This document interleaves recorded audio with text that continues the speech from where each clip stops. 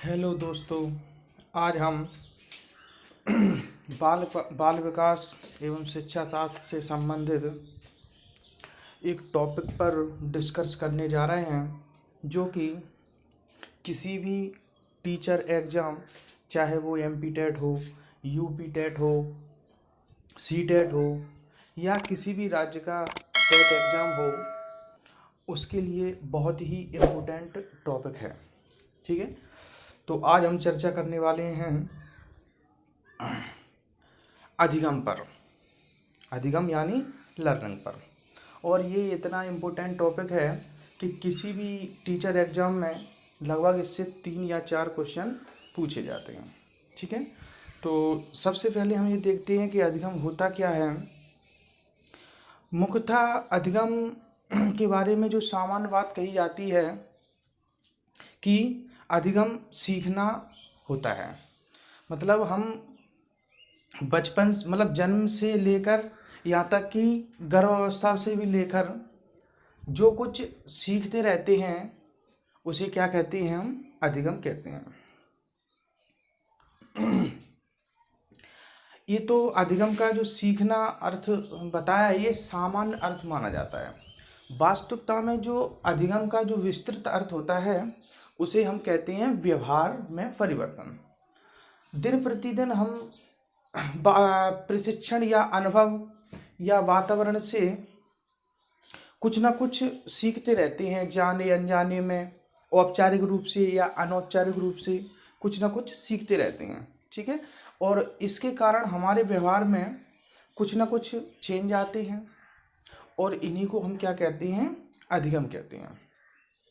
जैसे कि हम जानते हैं कि एक बालक जन्म लेता है और जन्म के बाद जैसे वो किसी दिया सलाई कह सकते हैं या मोमबत्ती कहते हैं, उसकी जो लौ होती है तो उसको वो छूता है और जल जाता है।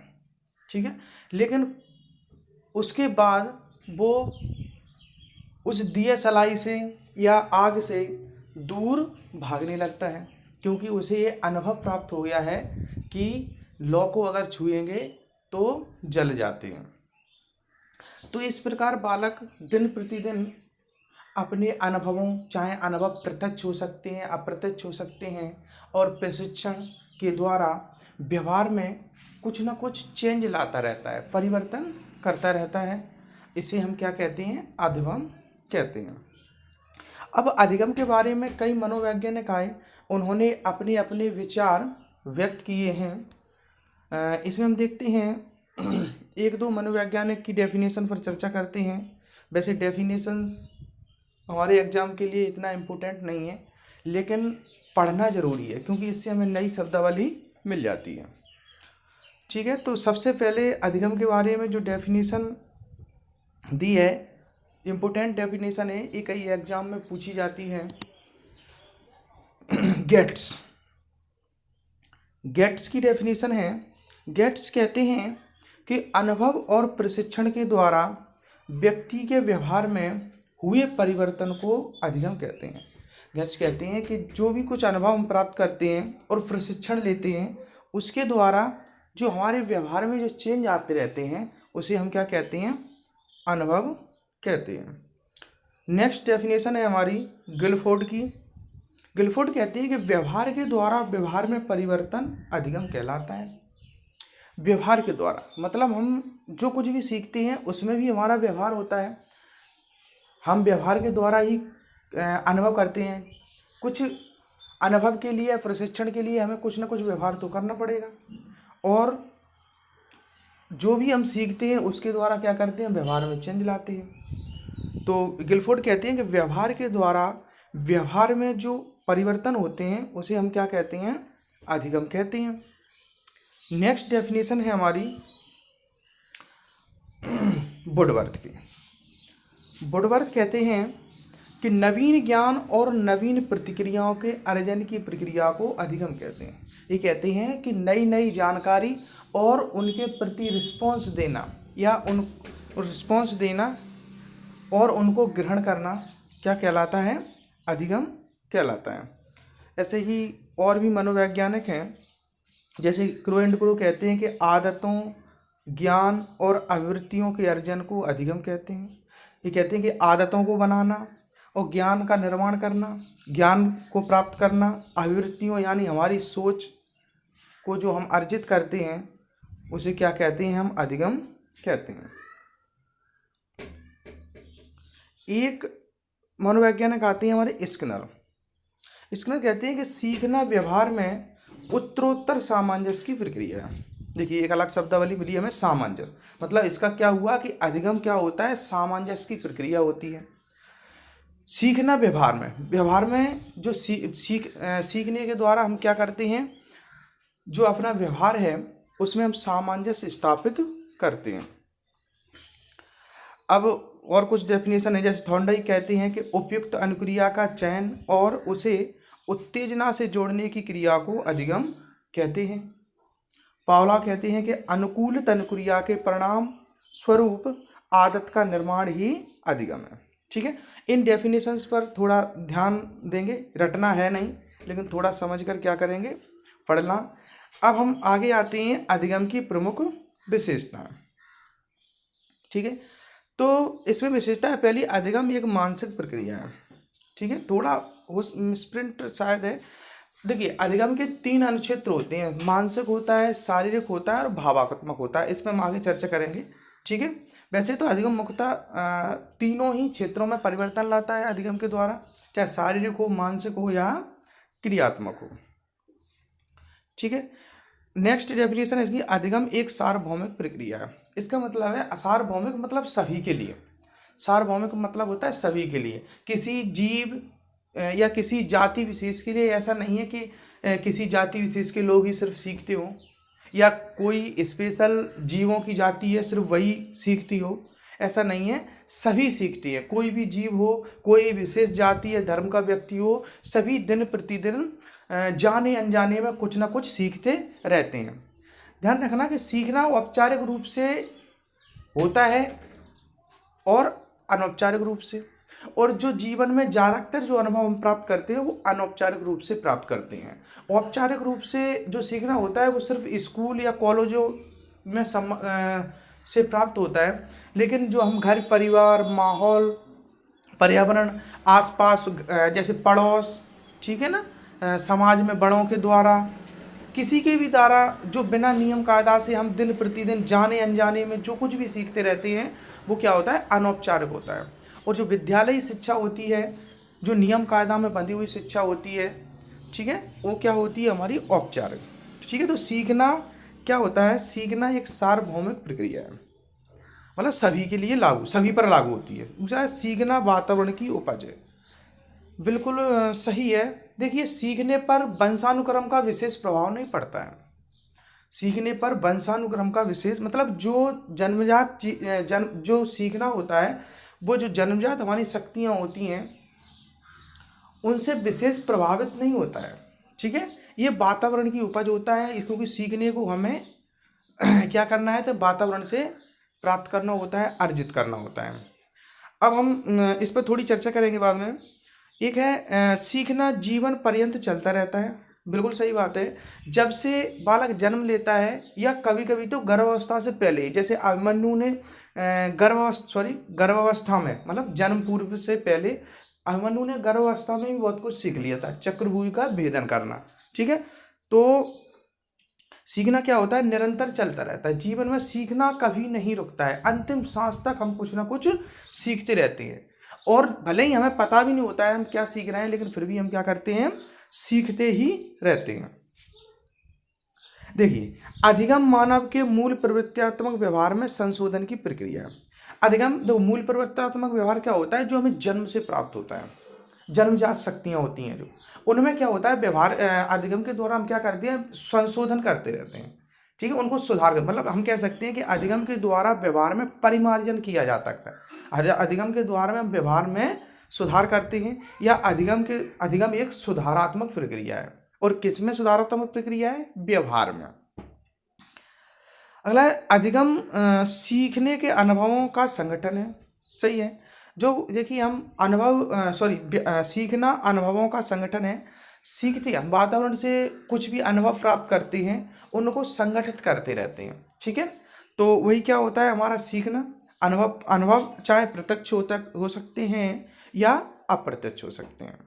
अगला है सीखना एक विवेकपूर्ण प्रक्रिया है। बिल्कुल सही है, सीखना एक विवेकपूर्ण प्रक्रिया है, मतलब हम विवेक के द्वारा कुछ ना कुछ सीखते रहते हैं, अपनी तर्क शक्ति के द्वारा कह सकते हैं हम जैसे। ठीक है, अधिगम एक उद्देश्यपूर्ण प्रक्रिया है। बिल्कुल, अधिगम क्या है, कोई ना कोई अधिगम का कोई ना कोई लक्ष्य होता है, तो अधिगम क्या है, एक उद्देश्यपूर्ण प्रक्रिया है। अधिगम के द्वारा व्यक्ति के व्यवहार में स्थायी परिवर्तन होते हैं। देखिए, अधिगम के द्वारा व्यक्ति के व्यवहार में स्थायी परिवर्तन होते हैं। बिल्कुल सही है, लेकिन एक चीज ध्यान रखेंगे, वास्तविकता में जो अधिगम के लिए परिवर्तन की बात की जाती है वो होती है अपेक्षाकृत स्थायी परिवर्तन, मतलब पहले की अपेक्षा थोड़ा अच्छा। इस पर भी थोड़ी सी डिस्कस करेंगे। जैसे अधिगम के द्वारा व्यक्ति के व्यवहार में स्थायी परिवर्तन हो। देखिए, व्यक्ति के व्यवहार में 3 तरह के परिवर्तन हो सकते हैं। एक परिवर्तन हो सकते हैं स्थायी परिवर्तन, एक परिवर्तन हो सकते हैं अस्थायी परिवर्तन, और एक परिवर्तन होते हैं जिन्हें हम कहते हैं अपेक्षाकृत स्थायी परिवर्तन, मतलब दोनों के बीच की स्थिति। स्थायी परिवर्तन क्या होते हैं? स्थायी परिवर्तन जो हम मानते हैं वो होती है हमारी परिपक्वता से संबंधित। किससे? परिपक्वता से संबंधित हम क्या मानते हैं? स्थायी परिवर्तन।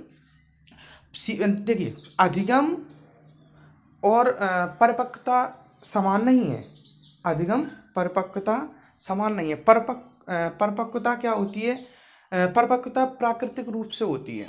जैसे कोई बालक 4 वर्ष की उम्र में चलने लग गया, तो ये अधिगम थोड़ा हुआ, ये तो वो वैसे भी चलता वो तो क्या होता है, जैसे व्यक्ति बढ़ता जाता है, जैसे जैसे उसकी उम्र गुजरती जाती है, उसमें परिपक्वता आती नहीं, निपुणता आने लगती है उस काम में, उसको कहते हैं परिपक्वता। लेकिन ये क्या होता है? अर्जित नहीं होता है, ये तो प्राकृतिक होता है, नैसर्गिक होता है, नेचुरली। ठीक है, और अधिगम होता है जो सीखा जाता है, जो अर्जित किया जाता है। तो परिपक्वता और अधिगम एक दूसरे से संबंधित हैं, लेकिन एक दूसरे के पर्याय नहीं है। जैसे नीचे दिया है, अधिगम और विकास एक दूसरे के पर्याय नहीं है। ठीक है, संबंधित हैं, अंतःक्रियात्मक है। परिपक्वता अधिगम पर निर्भर करती है, अधिगम परिपक्वता पर निर्भर करता है। मतलब अधिगम और परिपक्वता एक दूसरे के पूरक हैं। कैसे? परिपक्वता अधिगम प्राप्त करने के अधिगम के लिए परिपक्वता होना जरूरी है। जैसे एक बालक है, ठीक है, बालक है वो 4 वर्ष का बालक है, तो अधिगम प्राप्त करने के लिए उसे अधिगम के लिए, जैसे मानते हैं 4th कक्षा का बालक है, उसे हम 10th कक्षा का मैथ नहीं पढ़ा सकते, क्योंकि वह उसके लिए अभी परिपक्व नहीं हुआ है।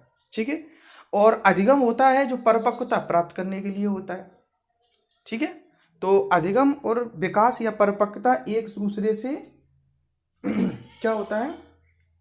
अंतःक्रियात्मक होते हैं, लेकिन एक दूसरे के पर्याय नहीं होते। अब हमारी बात चल रही थी स्थायी और अस्थायी परिवर्तन की। देखिए, जो परिपक्वता या मैच्योरेशन द्वारा जो व्यवहार में जो परिवर्तन होता है वो स्थायी होता है।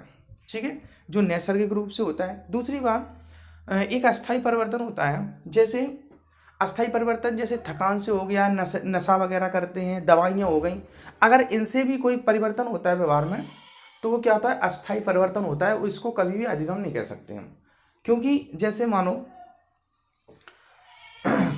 जैसे कोई व्यक्ति है, वो ऑफिस से आया थक कर, तो उसमें क्या होगा? अधिगम ऑफिस से उसके व्यवहार में चेंज हुआ। पहले तो वो घर से गया था फुर्ती थी उसके शरीर में, और वहाँ से आया ऐसे ढीला ढाला, और जैसे ही घर में आया, थकान के कारण उसके व्यवहार में चेंज हुआ, क्योंकि इधर से फुर्ती थी, उधर से क्या हुआ? वो अनक्रियाशील होकर आया, मतलब एक्टिव नहीं है, वो थका हुआ आया, तो व्यवहार में चेंज हुआ। लेकिन जैसे ही घर पर आकर वो चाय पीता है या पानी पीता है, जैसे ही घर पर वो चाय पीता है या पानी पीता है, जैसे ही घर पर वो चाय पीता है या पानी पीता है, तो क्या होता है? उसमें फिर फुर्ती आ जाती है। ठीक है, तो ये अस्थायी परिवर्तन हुआ, अस्थायी परिवर्तन। तो इसे ही हम, जैसे नशा, मादक पदार्थ हो गए, थकान हो गई, तो इनके या दवाइयों के प्रयोग से क्या हुआ, या बीमारी के कारण किसी के व्यवहार में जो परिवर्तन होता है उसे हम अधिगम नहीं कह सकते हैं। वो अस्थायी परिवर्तन होता है, उसे हम अधिगम नहीं कह सकते हैं। ठीक है। अब एक होता है अपेक्षाकृत स्थायी परिवर्तन। ये होता है किसके द्वारा? प्रशिक्षण एवं अनुभवों के द्वारा। जो कि जो पहले था, जो स्थायी परिवर्तन होते थे वो मैच्योरेशन के कारण होते थे। ठीक है, तो उनको भी हम क्या कह सकते थे? अधिगम नहीं कह सकते थे। और एक जो अस्थायी परिवर्तन होते थे, जो बाहरी पदार्थों के सेवन के कारण होते थे, मादक पदार्थों जो हमने बताया अभी, तो उनको भी अधिगम नहीं कह सकते। लेकिन वास्तविकता में जो अधिगम का अर्थ होता है वो होता है अनुभव एवं प्रशिक्षण के द्वारा। ठीक है, अनुभव एवं प्रशिक्षण के द्वारा हम जो व्यवहार में अपेक्षाकृत स्थायी परिवर्तन होते हैं, मतलब पहले की अपेक्षा थोड़े स्थायी होते हैं। जैसे जैसे क्या हम अब एक बात बता दें आपको, अगर वास्तविकता में स्थायी परिवर्तन को अधिगम कहने लगते तो कितनी प्रॉब्लम आती, या अस्थायी परिवर्तन को हम क्या कहने लगते? अधिगम कहने लगते, तो भी प्रॉब्लम आती। कैसे? अगर जैसे मानो हम देखिए, जैसे कोई शब्द है इंग्लिश का, जैसे क्या है, ये पुट लिखा हुआ है, पुट। ठीक है ना? तो हम क्या करते हैं इसको, जैसे पहले हम कुछ सीखते, उसको कई बार हम गलती से पट पढ़ लेते हैं। पट, PUT, पट पढ़ लिया हमने। अगर पहले हमने इसको पट पढ़ लिया, अगर ये स्थायी होता तो हमें जिंदगी भर इसको पट ही पट पढ़ना पड़ता। बात समझ में आ रही ना? पट ही पट पढ़ना पड़ता है। लेकिन अपेक्षाकृत स्थायी है तो हम क्या करते हैं, बाद में संशोधन करते हैं, अपने व्यवहार में सुधार लाते हैं कि ये पट नहीं है, ये पुट है। ठीक है, अगर अस्थाई होता तो हम इसे पट ही, क्योंकि एक बार स्थाई का मतलब है एक बार अगर हमारे दिमाग में या हमने जो कुछ सीख लिया उसे चेंज नहीं कर सकते। स्थाई का मतलब यही होता है। ठीक है, लेकिन अपेक्षाकृत स्थाई मतलब उसमें चेंज हम कर सकते हैं। ठीक है, जैसे और देती हैं एग्जाम्पल आपको। जैसे हम टम पढ़, ये क्या है?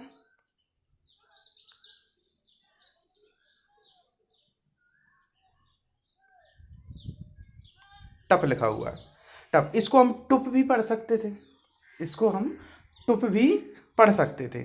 अगर हम टुप इसको याद कर लेते, या टुप मतलब कह सकते हम सीख जाते, तो हम इसको टप नहीं कर सकते थे फिर।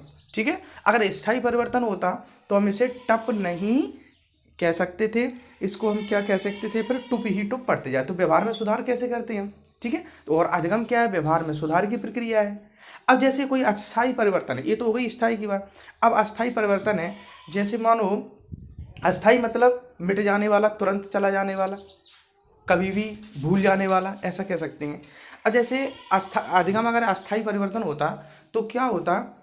जैसे स्कूल में हमें जो पढ़ाया गया वो हम तुरंत बाद ही चला जाता। अस्थाई था भाई, कभी भी हमारे दिमाग से जा सकता है, हमने जो कुछ सीखा पता नहीं कब हम भूल जाएं उसको, तो अस्थाई भी नहीं होता है। तो इसलिए जो सही शब्द है अधिगम के लिए वो होता है अपेक्षाकृत स्थायी परिवर्तन। अपेक्षाकृत स्थायी मतलब व्यवहार में अपेक्षाकृत स्थायी परिवर्तन, उसको हम ना तो स्थायी कह सकते हैं और ना ही अस्थायी कह सकते हैं। अब आती है, जैसे हमें क्वेश्चन आता है कि अगर जैसे क्वेश्चन आया जो अधिगम है वो व्यवहार में डॉट डॉट है, स्थायी परिवर्तन, अस्थायी परिवर्तन और एक कह सकते हैं हम अपेक्षाकृत स्थायी परिवर्तन या उपरोक्त सभी। तो देखिए, अगर अपेक्षाकृत स्थायी परिवर्तन ऑप्शन में है तो हम सबसे पहले प्रायोरिटी उसको देंगे। अगर अपेक्षाकृत स्थायी परिवर्तन नहीं है तो फिर हम स्थायी परिवर्तन को क्या देंगे? प्रायोरिटी देंगे। ठीक है, तो इतनी बात समझ में आई आपको। अब हम देखते हैं नेक्स्ट होता है अधिगम। अधिगम समायोजन में सहायक होता है। बिल्कुल सही है। अधिगम क्या होता है? हम जो कुछ सीखते जाते हैं, जैसे हम समाज में समायोजन करना है तो सामाजिक रूल हमें सीखने पड़ेंगे, कैसे समाज में रहते हैं। ठीक है ना? तो वातावरण के साथ समायोजन हो सकता है, किसी के भी एडेप्टेशन तो किसी के समायोजन तो किसी के साथ भी, अनुकूलन, वैसे अनुकूलन समायोजन ज़्यादा अंतर नहीं है। ठीक है, तो समायोजन की प्रक्रिया है। और अधिगम व्यक्ति के सर्वांगीण विकास में सहायक होता है। जो चाहिए, अधिगम के द्वारा हम सर्वांगीण, जो बालक है उसके सभी पक्षों का विकास होता है। अब हम देखते हैं क्या क्या पढ़ा हमने पहले, अधिगम का अर्थ एवं परिभाषाएं और अधिगम की विशेषताएं। ठीक है, अब हम देखते हैं अधिगम के अनुक्षेत्र। अधिगम के अनुक्षेत्र, देखिए अधिगम के अनुक्षेत्र। अधिगम का उद्देश्य अधिगम कर्ता के व्यवहार में परिवर्तन लाना होता है। व्यवहार में ये परिवर्तन उसके व्यक्तित्व के सभी पक्षों या अनुक्षेत्रों में लाया जाता है। देखिए, बीएस ब्लूम ने अधिगम के 3 अनुक्षेत्र बताए हैं। देखिए, हम व्यवहार में जो परिवर्तन होता है वो हमारे 3 तरीके से आ सकता है। एक तो मानसिक रूप से आ सकता है, मानसिक रूप से, संज्ञानात्मक रूप से। एक आ सकता है हमारा भावात्मक रूप से, फीलिंग जो हृदय से संबंधित होती है। देखिए, तीनों चीज हृदय से संबंधित होती हैं।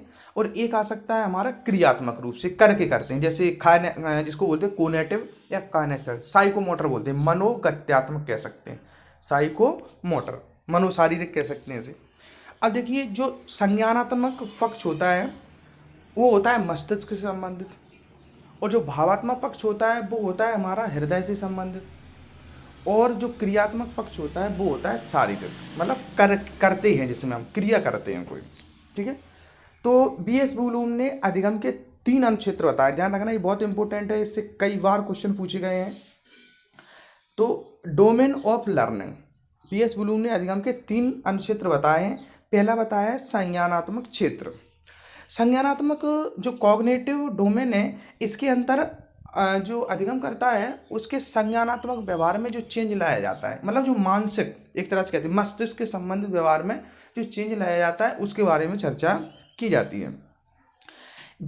इस प्रकार के जो अधिगम होता है इसमें संज्ञान, मतलब मस्तिष्क महत्वपूर्ण रहता है, ज्ञानेंद्रिय और मस्तिष्क का महत्वपूर्ण योगदान रहता है। और इसमें बौद्धिक परिवर्तन जो आते हैं उनमें सुधार लाया जाता है, बुद्धि में क्या होता है, सुधार लाया जाता है। जैसे अब इसमें कई सारी क्रियाएं हो सकती हैं, जैसे तर्क हो गया, प्रत्यक्षीकरण हो गया, समस्या समाधान हो गया, संश्लेषण हुआ, विश्लेषण हुआ, व्याख्या हुई, वर्णन हुआ। ये सभी क्या है, मानसिक प्रक्रियाएं हैं हमारी। स्मृति हुई, सामान्यीकरण हुआ, ये क्या हुई, हमारी सभी मानसिक प्रक्रियाएं। कल्पना, सोच, चिंतन, सोच मतलब थिंकिंग की बात हो रही है, ठीक है, चिंतन, तो क्या हुआ, ये सभी मानसिक प्रक्रिया है। तो अधिगम के संज्ञानात्मक या कॉग्निटिव डोमेन में क्या होता है, जो मस्तिष्क से संबंधित क्रिया होती हैं उनके व्यवहार में, उनमें जो चेंज लाया जाता है उसे कहती है संज्ञानात्मक पक्ष। नेक्स्ट है हमारा क्रियात्मक पक्ष। क्रियात्मक पक्ष या कोनेटिव डोमेन, इसे को ही हम कहते हैं मनोशारीरिक यानी साइकोमोटर डोमेन। ठीक है, तो इसमें क्या होता है, इसमें हम क्रियात्मक यानी मनोशारीरिक क्रियाओं में जो शरीर से हम जो कार्य करते हैं, ठीक है ना, उनके बारे में जो परिवर्तन होता है उसको हम देखते हैं इसमें। ठीक है, इसमें क्या होता है, इंद्रियों की, कर्म इंद्रियों, ज्ञान इंद्रियों, दोनों की क्या होती है, महत्वपूर्ण भूमिका होती है। इससे क्या होता है, इससे जो शारीरिक, इससे क्या होता है, शारीरिक फिजिकल डेवलपमेंट हमारा होता है। इसको हम जैसे कुछ क्रिया कर रहे हैं, निष्पादन कर रहे हैं, जैसे शरीर के द्वारा, तो उसमें क्या होता है, इसमें क्या क्रियात्मक अनुक्षेत्र इसके अंतर्गत आता है। जैसे चलना हुआ, दौड़ना हुआ, चढ़ना उतरना, सिलाई करना, मशीन उपकरणों के से संबंधित जो भी होता है, जिसको हम सूक्ष्म कौशल की चर्चा की थी, सिलाई करना सूक्ष्म कौशल है। मतलब जो स्किल्स जो हमारे अंदर डेवलप होते हैं, जो करके, जो हम सिर्फ करके सीखने वाले कह सकते हैं या करते हैं हम, जिन्हें हम, उन क्या होते हैं, हमारा क्रियात्मक पक्ष होता है, कॉग्निटिव डोमेन होता है। ठीक है, अगला क्वेश्चन हमारा आता है, सॉरी, अगला हमारा जो अनुक्षेत्र है, डोमेन है, वो अफेक्टिव डोमेन है, भावात्मक अनुक्षेत्र। इसके अंतर्गत जो हम व्यवहार, जो भावात्मक व्यवहार, मतलब हम जैसे हार्ट से जुड़े होते हैं, दिल से जुड़े होते हैं, ये वाला जो भावात्मक अनुक्षेत्र है, ये होता है समाज में, समाज में रहने के लिए हमें क्या करता है, सामाजिक विकास में महत्वपूर्ण होता है, सामाजिक और संवेगात्मक विकास में महत्वपूर्ण होता है भावात्मक चीज, क्योंकि हम किसी से अनुभूति के द्वारा या फीलिंग के द्वारा जुड़ेंगे, फीलिंग के द्वारा जुड़ेंगे तभी तो हमारा क्या होगा, समायोजन होगा समाज में।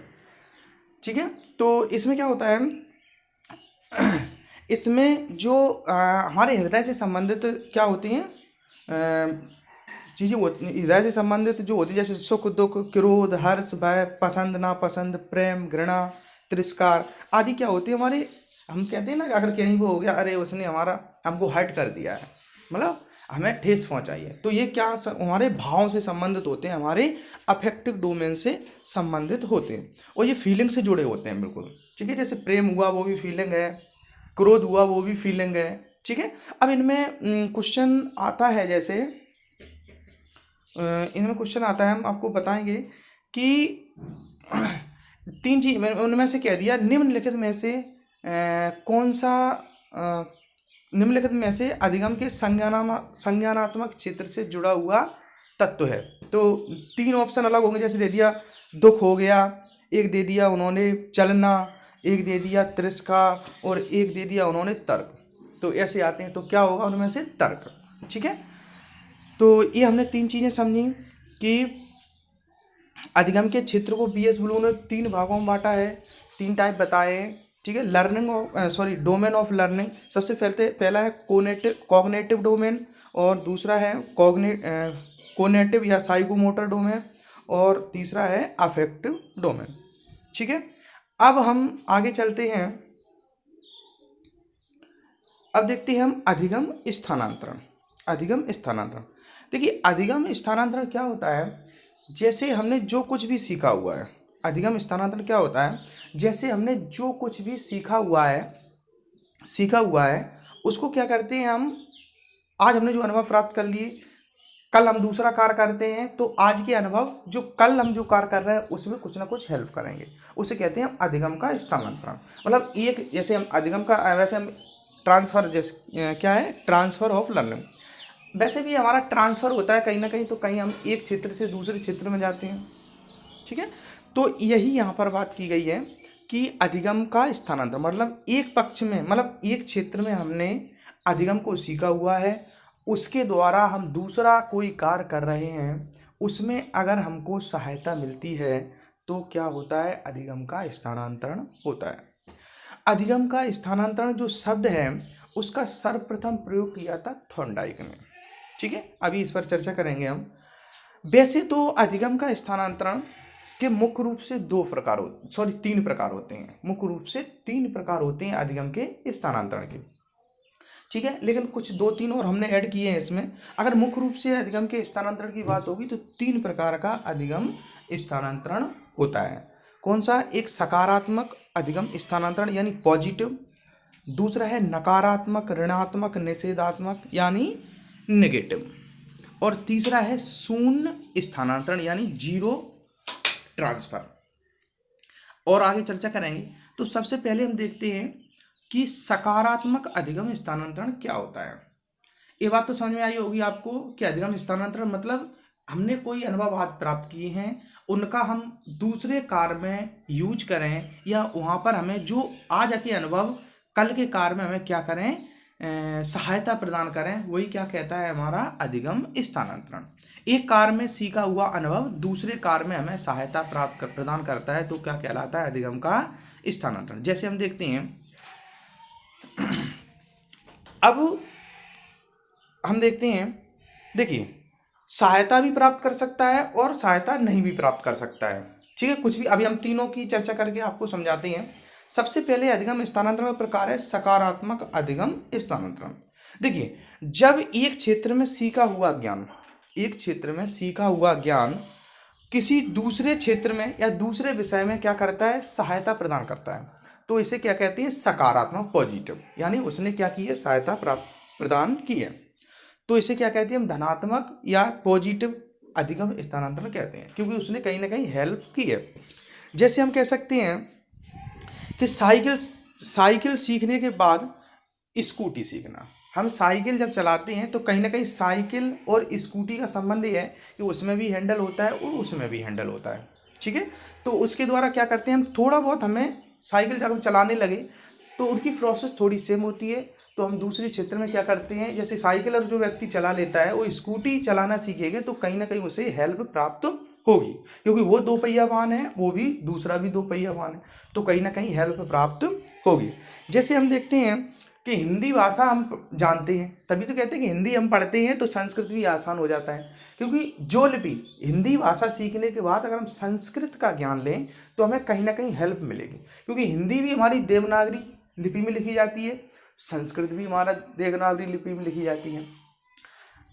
हिंदी की वर्णमाला और संस्कृत की वर्णमाला लगभग समान होती है, तो कहीं ना कहीं हमें हिंदी के द्वारा, और हम क्या करेंगे, संस्कृत सीखेंगे तो ये कहीं ना कहीं हमें सकारात्मक होगा, हमें कहीं ना कहीं हेल्प प्राप्त होगी, क्योंकि हिंदी भी क्या करेगी, हमारी लेफ्ट से राइट लिखी जाती है और संस्कृत भी हमारी लेफ्ट से राइट लिखी जाती है।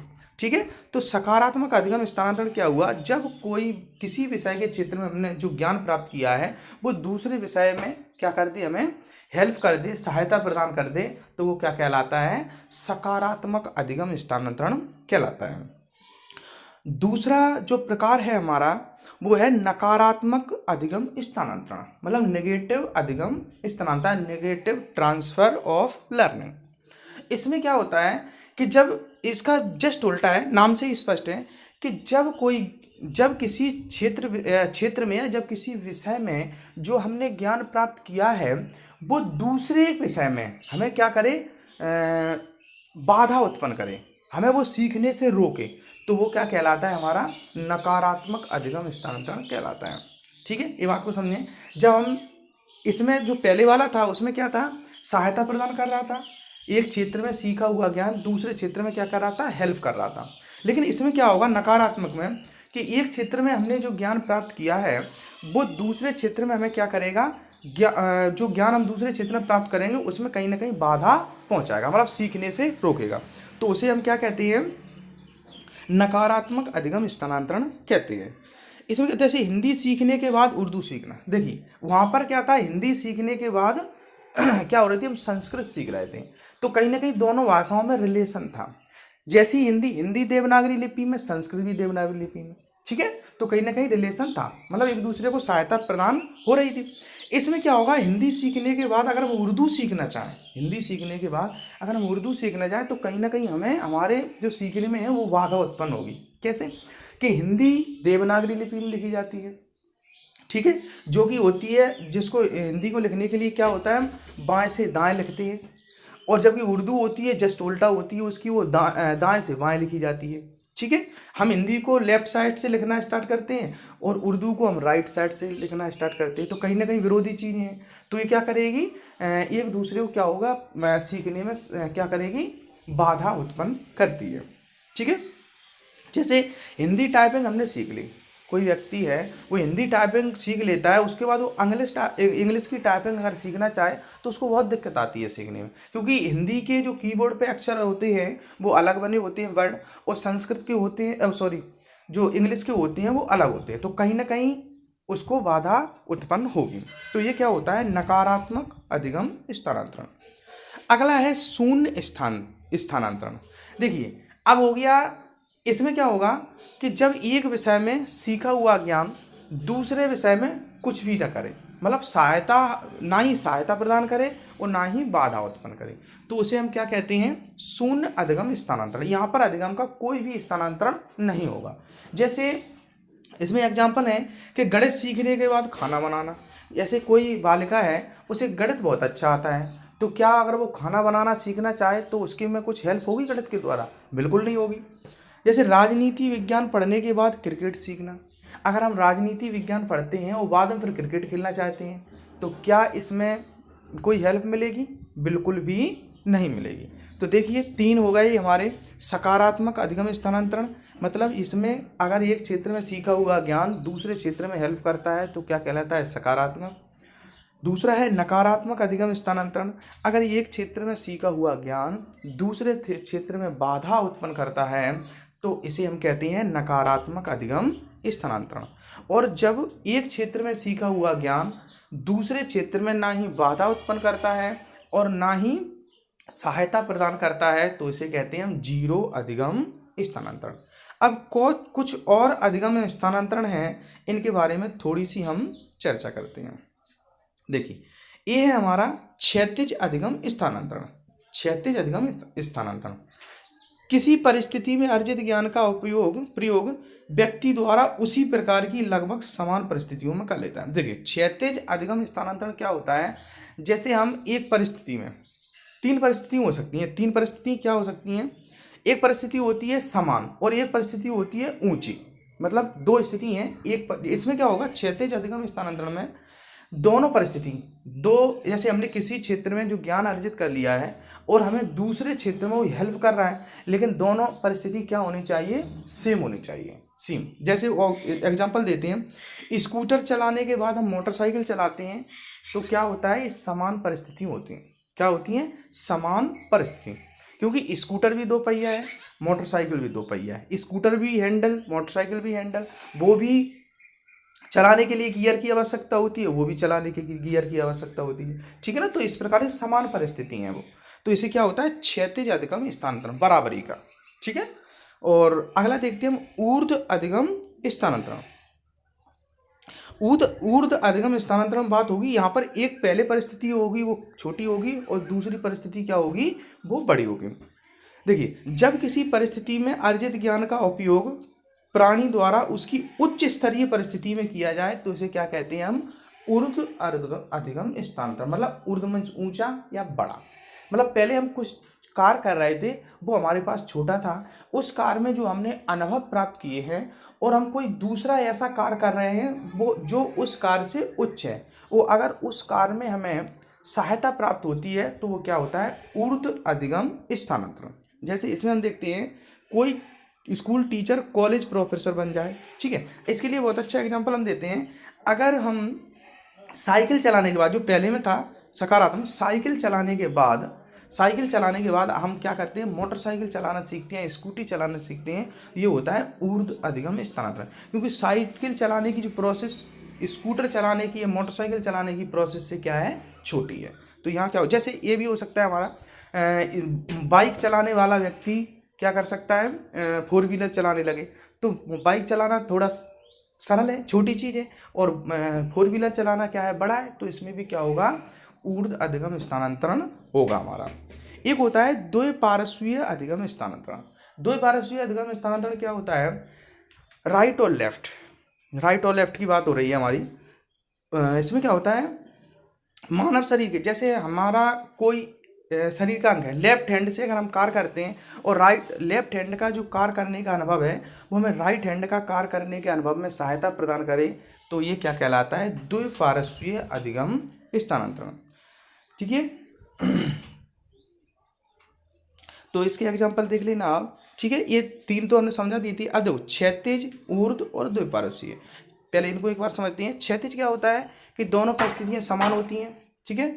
और ऊर्ध्व होता है कि एक परिस्थिति छोटी होती है, दूसरी बड़ी होती है। और द्विपार्श्वीय होता है एक, मतलब शरीर के एक हिस्से में जो प्रशिक्षण प्राप्त किया है, शरीर के दूसरे हिस्से में वो ही क्या करता है, सहायता प्रदान करता है, तो उसे हम कहते हैं द्विपार्श्वीय अधिगम स्थानांतरण। अब हम आगे चलते हैं, अधिगम वक्र, लर्निंग कर्व की हम बात कर रहे हैं यहाँ पर।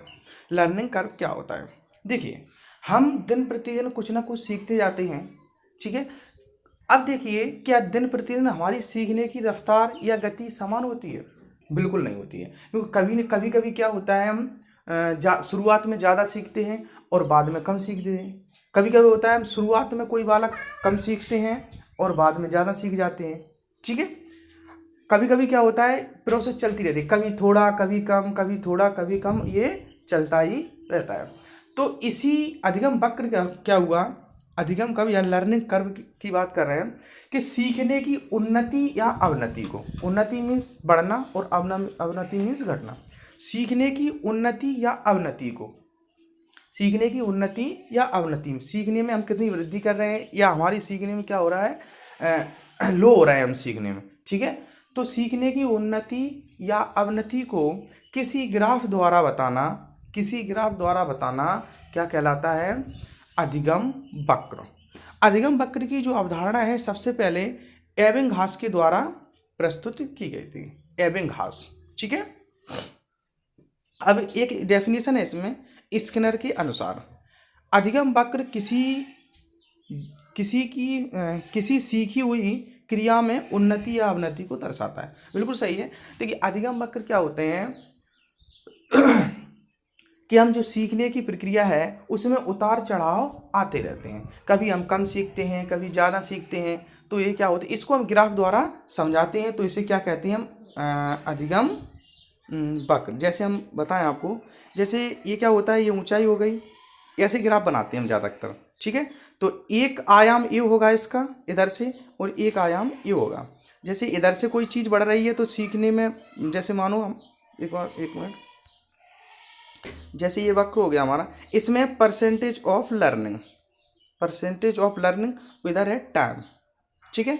अगर समय के साथ इधर टाइम में वृद्धि होगी और इधर सीख ऊपर की तरफ क्या होगी, सीखने में वृद्धि होगी। अब हम जैसे यहाँ से शुरू हुए, यहाँ से अगर हम ऐसे चल रहे हैं ऐसे, तो सीखने में समय के साथ क्या हो रही है, वृद्धि हो रही है, वृद्धि हो रही है, ठीक है, सीखने के साथ वृद्धि हो रही है। और अगर हम पहले जैसे यहाँ से चलें, यहाँ से स्टार्ट हुई, मतलब पहले ज़्यादा था फिर धीरे धीरे यहाँ क्या हुआ, कम हुआ कम हुआ, तो सीखने के साथ अधिगम में क्या हो रही है, कमी आ रही है। देखो जैसे समय का ग्राफ बढ़ रहा है, सीखने के ग्राफ में कहीं ना कहीं कमी आ रही है।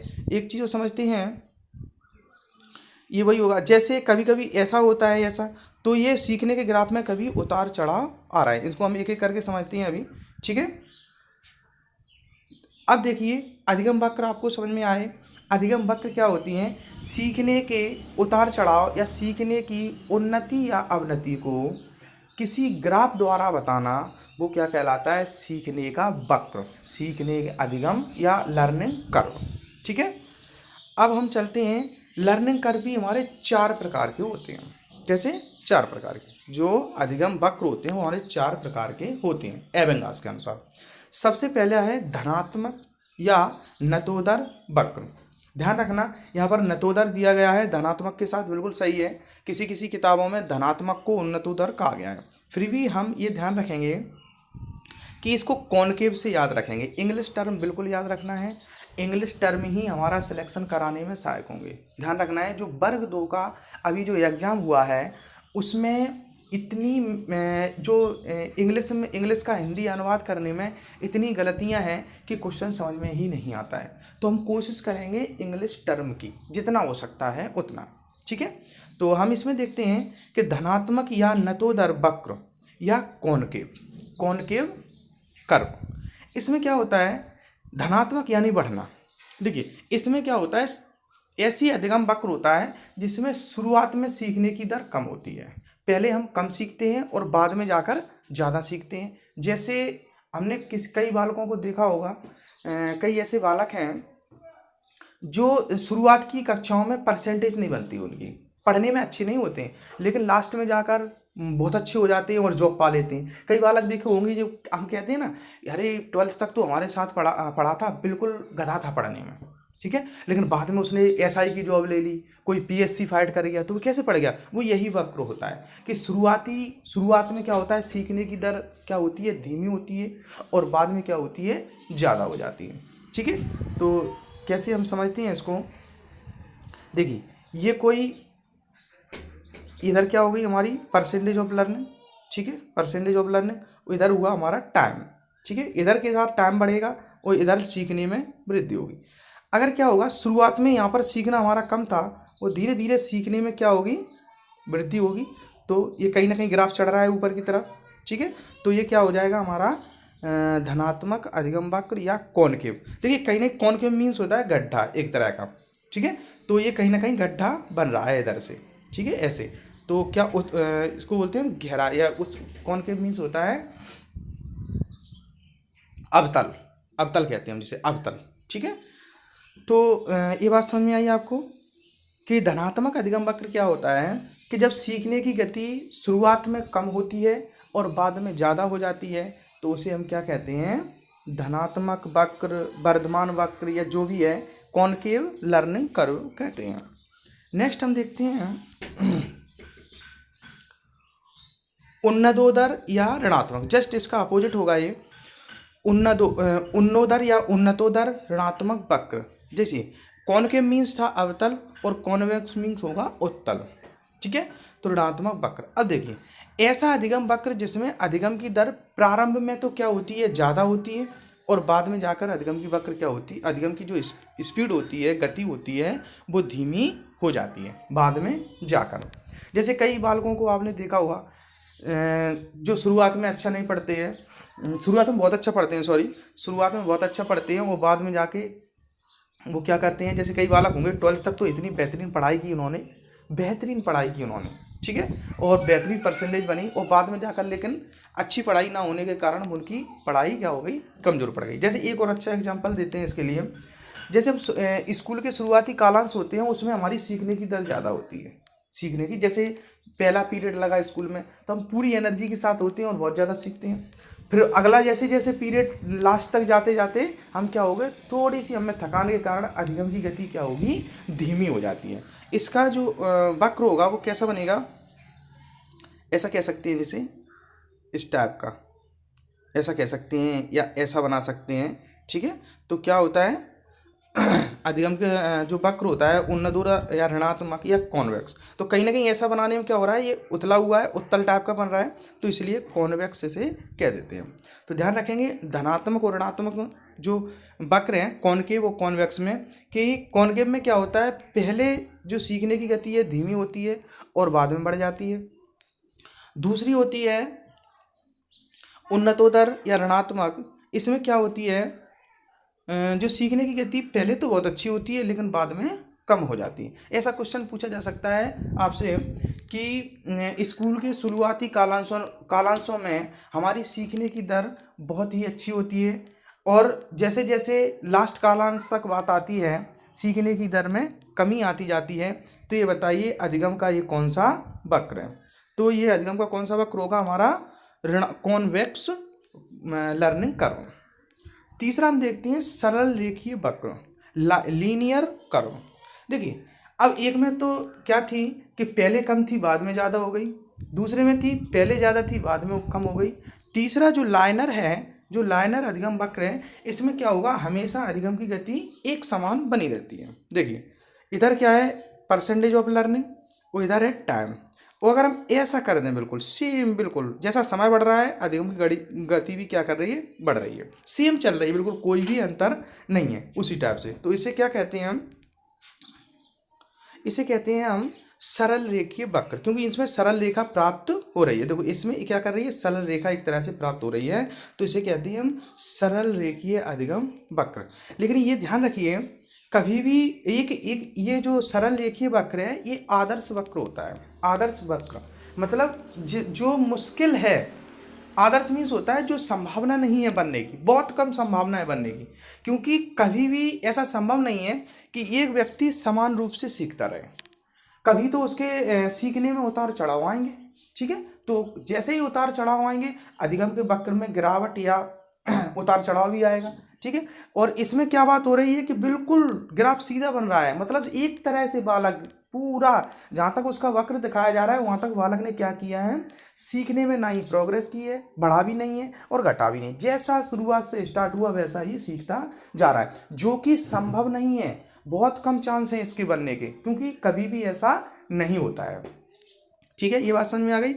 एक होता है हमारा एस आकारीय अधिगम वक्र, एस आकारीय अधिगम वक्र, ट्रेस्ड कर्व, या इसको कहते हैं हम सीढ़ीदार अधिगम वक्र। सीढ़ीदार मतलब इसमें क्या होता है, कभी उतार आता है कभी चढ़ाव आता है। अधिगम का जो ये वक्र है इसमें उतार चढ़ाव आते रहते हैं, उतार चढ़ाव। जैसे कोई बालक है शुरुआत में उसने ज़्यादा सीखा, फिर कम सीखा, फिर ज़्यादा सीखा, फिर कम सीखा, और ऐसे चलता जाता है। ठीक है, तो ये ध्यान रखेंगे जो एस आकारीय या इसको मिश्रित भी कह सकते हैं, तो कहीं ना कहीं ये धनात्मक और ऋणात्मक दोनों का एक संयोग है, क्योंकि जब पहले ज़्यादा सीखा तो कौन सा हो गया, धनात्मक, फिर कम सीखा, फिर ज़्यादा सीखा, फिर कम सीखा, तो ऐसे ये चलता जाता है।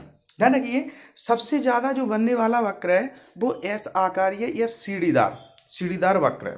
कैसे, क्योंकि व्यक्ति अपने जीवन में कभी ज़्यादा सीखता है कभी कम सीखता है, हम भी हैं, हम भी क्या करते हैं शुरुआती कक्षाओं में ज़्यादा सीख गए, कभी फिर सीखने की स्पीड कम हो गई, ठीक है, फिर ज़्यादा सीख गए फिर कम हुई, ऐसे ही जो वक्र होता है वो हमेशा ऐसा ही बनता जाता है। और जो ध्यान रखना ये सबसे ज़्यादा बनने वाला जो वक्र है वो है हमारा सरल रेखी एस आकारीय अधिगम वक्र, क्योंकि इसमें सीखने की गति में उतार चढ़ाव आते रहते हैं।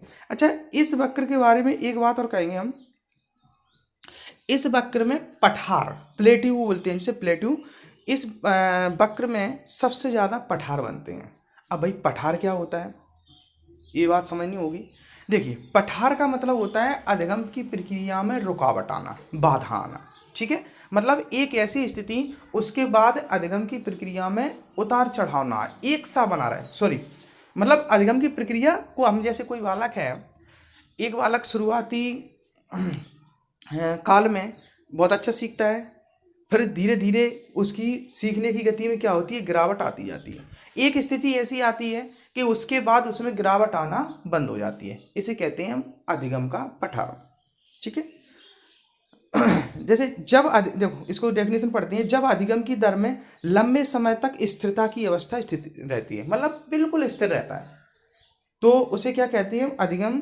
तो क्या होता है, जब अधिगम दर में लंबे समय तक स्थिरता की स्थिति हो जाए तो अधिगम वक्र में उतार चढ़ाव ना आता है, नहीं आता है, अतः प्रयास करने पर स्थिति परिवर्तन ना हो तो इस स्थिरता की स्थिति को अधिगम पठार कहते हैं।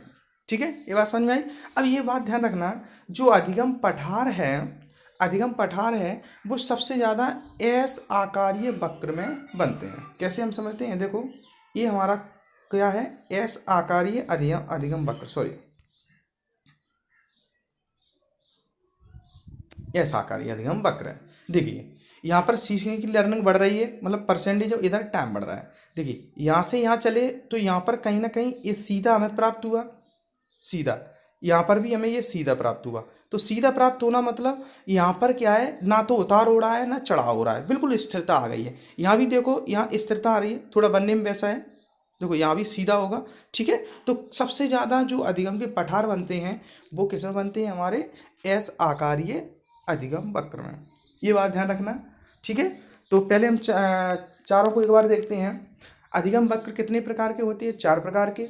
एक होता है सकारात्मक अधिगम वक्र या कॉनकेव लर्निंग कर्व। इसमें क्या होता है, कोई बालक शुरुआत में कम सीखता है और जैसे ही समय गुजरता जाएगा उसकी सीखने की स्पीड क्या होगी, बढ़ती जाती है। ठीक है। दूसरा होता है कॉन्वेक्स, इसमें बालक शुरुआत में अच्छा सीखता है और बाद में सीखने की गति क्या होती है, धीमी हो जाती है, ग्राफ गिरता जाता है। तीसरा है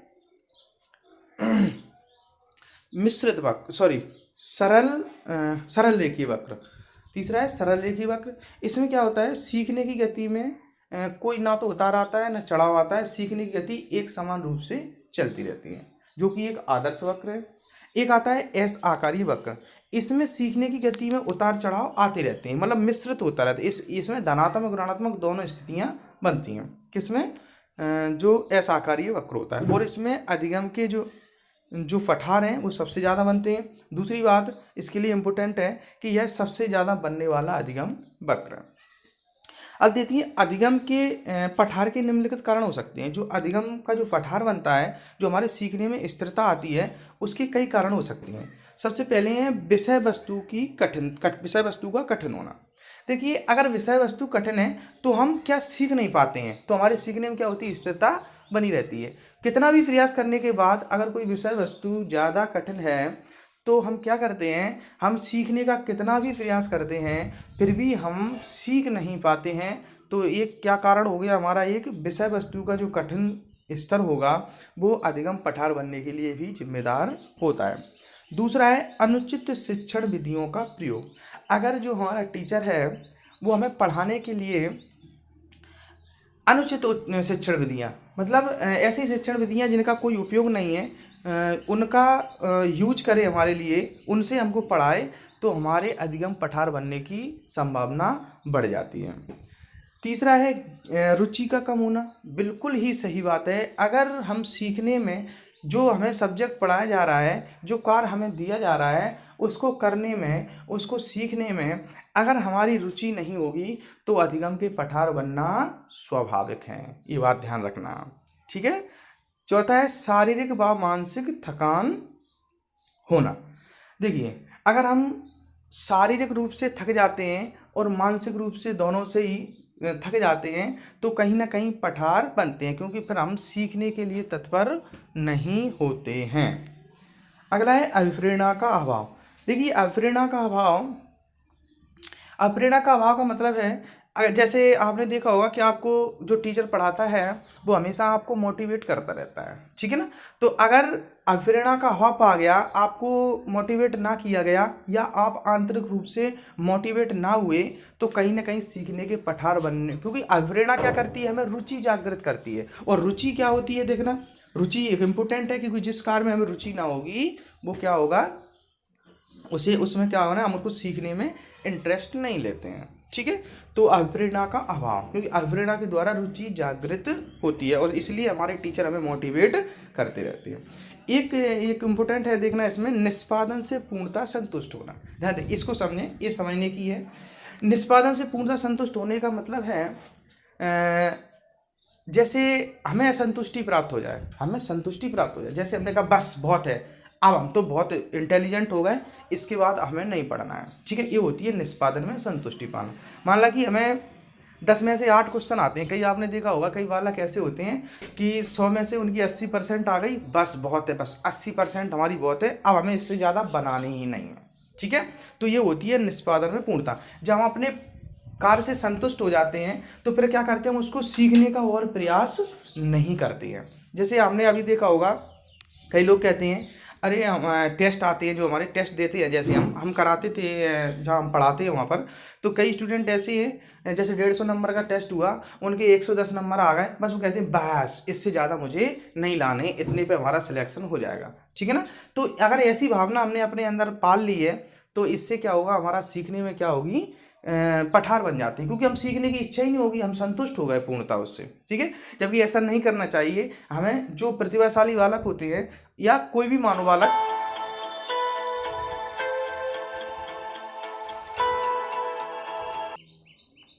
ठीक, हम देखते हैं निष्पादन से पूर्णता संतुष्ट होना। तो हमारी बात चल रही थी कि हम अगर अपने निष्पादन से संतुष्ट हो जाएं तो हम क्या करते हैं, सीखने के पठार बनने की संभावना ज़्यादा होती है। ठीक है, तो इतनी बात समझ में आई आपको। अब हम देखते हैं छोटा सा और रह गया एक, अधिगम स्थानांतरण के सिद्धांत। अधिगम स्थानांतरण के सिद्धांत, देखिए जो अधिगम स्थानांतरण हमने पढ़े हुए हैं, सकारात्मक या नकारात्मक, इसके कुछ सिद्धांत हैं जिसमें मुख्य रूप से हमने 4 सिद्धांतों की बात की है। इनको थोड़ा अच्छी तरह समझेंगे। ठीक है, क्योंकि ये परीक्षा में पूछ लिए जाते हैं कई बार। देखिए, अधिगम स्थानांतरण के सिद्धांत मतलब कई मनोवैज्ञानिक आए, उन्होंने कहा है कि जो अधिगम का स्थानांतरण होता है, उन्होंने अपने अपने तर्क प्रस्तुत किए हैं कि अधिगम स्थानांतरण करने में क्या चीज़ें सहायक होती हैं। ठीक है, तो सबसे पहले जो अधिगम स्थानांतरण का सिद्धांत या थ्योरी ऑफ ट्रांसफ़र ऐसे कह सकते हैं हम, थ्योरी ऑफ लर्निंग ट्रांसफ़र कह सकते हैं। तो उनकी क्या है, सबसे पहला सिद्धांत है मानसिक शक्तियों या मानसिक अनुशासन का सिद्धांत। मानसिक शक्तियों या मानसिक अनुशासन का सिद्धांत, देखिए यह सबसे प्राचीन सिद्धांत है। सबसे जो अधिगम स्थानांतरण का सिद्धांत आया था उसमें यह सबसे प्राचीन सिद्धांत है, सबसे पुराना सिद्धांत है। ठीक है, इसके देने वाले का नाम स्पष्ट नहीं है। देखिए इसमें क्या होता है, इसको समझते हैं हम पहले। यह सिद्धांत वकालत करता है या कहता है कि जैसे हम किसी चीज़ को सीखना है, पहले तो ये समझेंगे कि इस सिद्धांत के अनुसार हमारे जो मानसिक शक्ति की बात हुई है, तो हमारी मानसिक शक्तियाँ होती हैं, जैसे कौन कौन सी, अभिधान शक्ति होती है हमारी, ठीक है, तर्क शक्ति होती है, कल्पना शक्ति होती है, स्मरण शक्ति होती है। तो ये क्या होती है, हमारी मानसिक शक्तियाँ होती हैं। अब इन्होंने कहा है कि हम प्रशिक्षण के द्वारा, ये सिद्धांत कहता है हम प्रशिक्षण के द्वारा अपनी मानसिक शक्तियों को इतना मजबूत कर लें कि वे बाद में दूसरी चीज़ में सहायक हो जाएं। जैसे हम एग्जांपल देते हैं आपको, इनका कहना है कि जब हम स्मरण शक्ति है मतलब मेमोरी है हमारी, मेमोरी में हम क्या करेंगे, जैसे हम कुछ चीज़ सीखना है आज, तो हम अपनी उस चीज़ को सीखने के लिए हम उसको याद कर लेंगे और उसको क्या करेंगे, बार बार याद करेंगे, तो कहीं ना कहीं मेमोरी डेवलप होगी, बढ़ेगी मेमोरी। ठीक है ना, तो ये कहते हैं फिर अगर वो मेमोरी हमारी बढ़ जाती है तो हम दूसरे कोई विषय वस्तु है उसको सीखते हैं तो उसमें आसानी होती है। ठीक है, उसमें क्या होती है, आसानी होती है।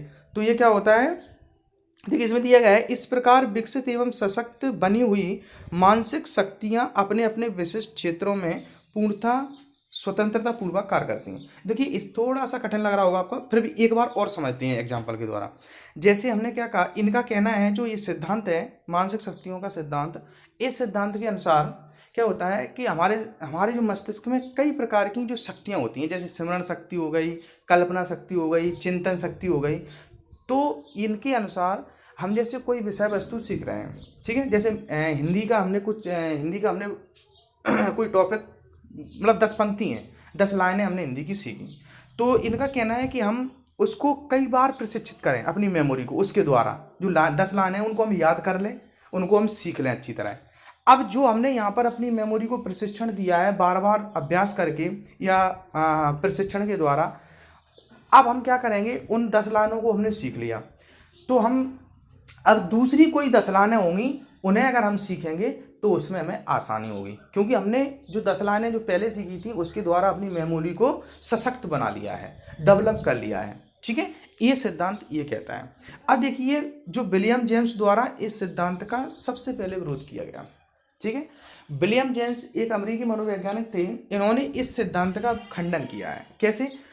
इन्होंने एक प्रयोग किया, इन्होंने पहले क्या किया, एक कम से कम इन्होंने एक मिनट, इन्होंने कम से कम 20-25 सेंटेंस लिए, सॉरी ऐसे कोई 40-45 की समथिंग सेंटेंस लिए, उनको 10-15 दिनों तक उनको दोहराया, बराबर दोहराते रहे, वो पूरी तरह याद हो गए। ठीक है, पूरी तरह क्या हो गए, याद हो गए।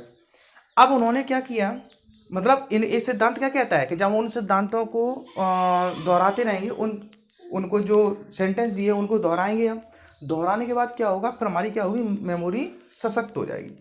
तो इन्होंने उस सिद्धांत को दोहराने के लिए लगभग इन्होंने कितना कम से कम 130 मिनट, ऐसे कह सकते हैं 130 मिनट लिए, मतलब 10 या 15 दिनों तक दोहराए, किसी मतलब 8 मिनट पढ़ लिए, आज 10 मिनट पढ़ लिए, ऐसे करके टोटल 8 दिन में उन्होंने उनको पूरी तरह डेवलप करने में, सीखने में कितने लिए, 130 मिनट लिए। ठीक है, अब क्या हुआ, इन्होंने किसी दूसरे 10 सेंटेंस और लिए, उसका किया इन्होंने, उनको फिर याद किया, उनको याद उन्होंने किया तो उसमें और ज़्यादा टाइम लगा। पहले जो 10 सेंटेंस याद किए थे इन्होंने, उसमें इनको 130 मिनट लगे, और दूसरे वाले जो 10 याद किए इन्होंने, उनमें इनको कितने लगे, 140 दिन लगे। ठीक है, तो इन्होंने इस सिद्धांत का खंडन कर दिया, क्योंकि ये सिद्धांत क्या कहता है कि पहले अगर आपने अपनी मेमोरी को डेवलप कर लिया है, मतलब अब जैसे उन्होंने 130 मिनट लिए थे पहले 10 वाक्यों के लिए, सेंटेंस के लिए, तो इस सिद्धांत के अनुसार तो जब दूसरे हम सेंटेंस सीखते उसमें टाइम कम लगना चाहिए था, क्योंकि हमने मेमोरी क्या कर ली है, सशक्त बना ली है पहले ही, लेकिन ऐसा नहीं हुआ। ठीक है, तो ये क्या हुआ, मानसिक शक्तियों का सिद्धांत जो कहता है कि हमारी मानसिक शक्तियों को हम इतना डेवलप कर लें कि वे दूसरे क्षेत्र में क्या होती हैं, सहायक हो जाती हैं, और विलियम जेम्स द्वारा इसका विरोध किया गया। अब हम देखते हैं समरूप तत्वों का सिद्धांत, अधिगम स्थानांतरण का समरूप तत्वों का सिद्धांत। ठीक है, तो यह सिद्धांत थांडाइक के द्वारा दिया गया था, ये पूछा गया है, रीट में एक बार पूछा गया था। ठीक है, समरूप तत्वों का सिद्धांत ये किसने दिया है, थांडाइक द्वारा दिया गया है। अब देखिए, ये कहते हैं कौन, थांडाइक, कि अगर एक क्षेत्र में सीखा हुआ ज्ञान दूसरे क्षेत्र में तभी सहायक हो सकता है, एक क्षेत्र में सीखा हुआ ज्ञान दूसरे क्षेत्र में तभी सहायक हो सकता है जब उनमें कुछ ना कुछ, उनके तत्वों में कुछ ना कुछ समानता पाई जाएगी। ठीक है, जैसे हम एग्जांपल बताते हैं आपको, अगर टाइपिंग करने वाला व्यक्ति, मानते हैं टाइपिंग करने वाला व्यक्ति अगर पियानो बजाए, पियानो समझते हैं, पियानो बजाए, तो कहीं ना कहीं उसको टाइपिंग के द्वारा पियानो बजाने में मदद मिलेगी, तो क्या होगा, अधिगम का स्थानांतरण अच्छा होगा। कैसे कि टाइपिंग हम हाथों से करते हैं, ठीक है, और पियानो भी हम हाथों से बजाते हैं, उसी टाइप से उंगलियां पटकनी पड़ती हैं, टाइपिंग पे भी पटकनी पड़ती हैं और पियानो पे भी पटकनी पड़ती हैं। तो थांडाइक कहती हैं कि जब एक क्षेत्र के तत्वों में और दूसरे क्षेत्र के तत्वों में समरूप होते हैं, यानी समानता पाई जाती है, तो हमें सीखने में क्या होता है, सहायता प्राप्त होती है, मतलब अधिक सहायता प्राप्त होगी। अगर तत्वों में जितनी ज़्यादा समानता होगी, सीखना उतना ही आसान होगा। ठीक है, तो ये बात समझ में आ गई आपको कि जैसे हम टाइपिंग करते हैं और टाइपिंग के द्वारा हम पियानो बजाना सीखना चाहें, तो कहीं ना कहीं हमें सहायता प्राप्त होती है। जो अगला सिद्धांत है हमारा, वो है सामान्यीकरण का सिद्धांत, जिसको चार्ल्स जुड के द्वारा दिया गया था। इसमें थांडाइक से संबंधित थांडाइक जो सिद्धांत है उससे ही संबंधित है। उसमें भी समरूप तत्वों की बात की गई थी, मतलब दो स्थितियों में समान क्या होना चाहिए, तत्व समान होने चाहिए। और इसमें बात की गई है कि कोई व्यक्ति अपने अनुभवों के द्वारा सामान्य सिद्धांतों तक पहुंच जाता है, कोई अपने अनुभवों के द्वारा सामान्य सिद्धांतों तक पहुंच जाता है तो अधिगम का क्या होता है, स्थानांतरण अच्छा होता है। अब इनका एक प्रयोग समझते हैं हम। क्या हुआ, जुड़ने दो ग्रुप बनाए बालकों के, दो ग्रुप बनाए, एक 5वीं कक्षा का एक 6वीं कक्षा का। दोनों ही ग्रुपों को क्या हुआ, इन्हें अपवर्तन का नियम, अपवर्तन के बारे में समझाना था, अपवर्तन के बारे में समझाना था। ठीक है, अपवर्तन यानी रिफ्रैक्शन। क्या हुआ, दो ग्रुप बनाए, एक ग्रुप बनाया जिसे बोला इन्हें प्रयोगात्मक ग्रुप, एक्सपेरिमेंटल, और दूसरा बनाया एक ग्रुप बोला उसे इन्होंने नियंत्रित ग्रुप, कंट्रोल ग्रुप। जो प्रयोगात्मक ग्रुप था उसको, उस ग्रुप के बच्चों को इन्होंने अपवर्तन के नियमों के बारे में बता दिया। ठीक है, अपवर्तन के नियमों के बारे में समझा दिया। दूसरा ग्रुप था जो कंट्रोल ग्रुप, उसमें इन्होंने सिर्फ अपवर्तन की थोड़ी बहुत जानकारी दी अपवर्तन के बारे में।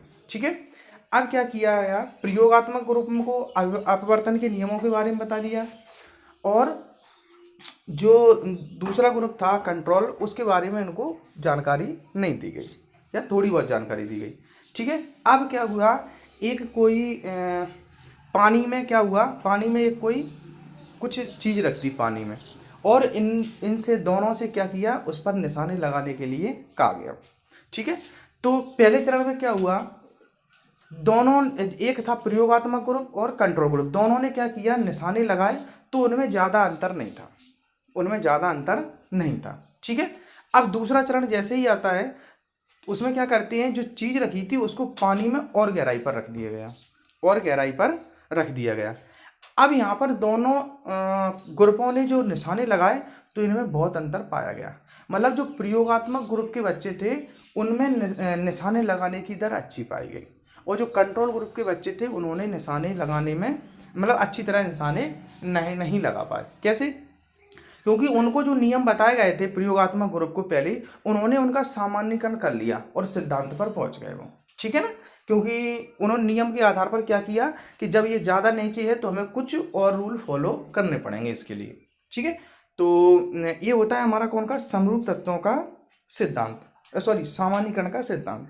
इसमें सामान्यीकरण की बात की गई है, मतलब कोई व्यक्ति अपने अनुभवों के द्वारा अगर सामान्य सिद्धांतों तक पहुंच जाता है तो वो क्या होता है, हमारा सामान्यीकरण का सिद्धांत, चार्ल्स जुड के द्वारा दिया गया था। अगला हमारा जो सिद्धांत है वो मूल्यों का आदर्शों का सिद्धांत है। इसे दिया गया था डब्ल्यू.सी. बागले द्वारा, डब्ल्यू.सी. बागले द्वारा।